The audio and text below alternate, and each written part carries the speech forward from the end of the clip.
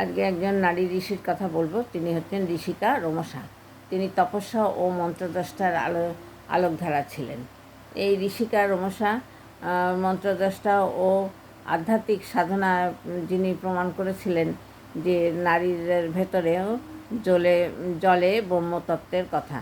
নারীর ঋষিকা রোমসা এক প্রাচীন তপস্বিনী, যিনি বাস করতেন গভীর তপবনে এবং প্রকৃতির কোলে, যেখানে জ্ঞান ও ধ্যান ছিল তার জীবনের সাধনা, একমাত্র পথ বা সাধনা।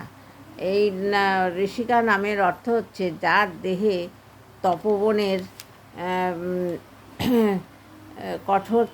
কঠোরতর চিহ্ন থাকে, সেই তপস্যার চিহ্ন থাকে, অর্থাৎ যিনি আত্মসংযম করে জ্ঞানে দীপ্ত, যিনি আত্মসংযম ও জ্ঞানে দীপ্ত, তাকে তার সেই ঋষিকা মানে হচ্ছে সেটা।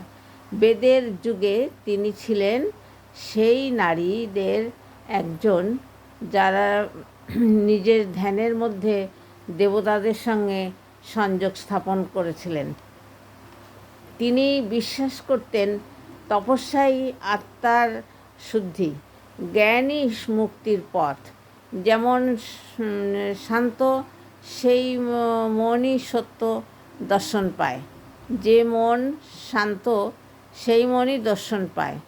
এবং তপবনের নিস্তব্ধতা, নদীর ধ্বনি, পাখির সুর সব কিছুই তার কাছে ছিল অক্ষর, জ্ঞানের অক্ষর। রোমসার এই নাম আজও বেদের অমর হয়ে আছে। জ্ঞানী, তিনি বলেছিলেন যে জ্ঞানই শ্রেষ্ঠ তপস্যা।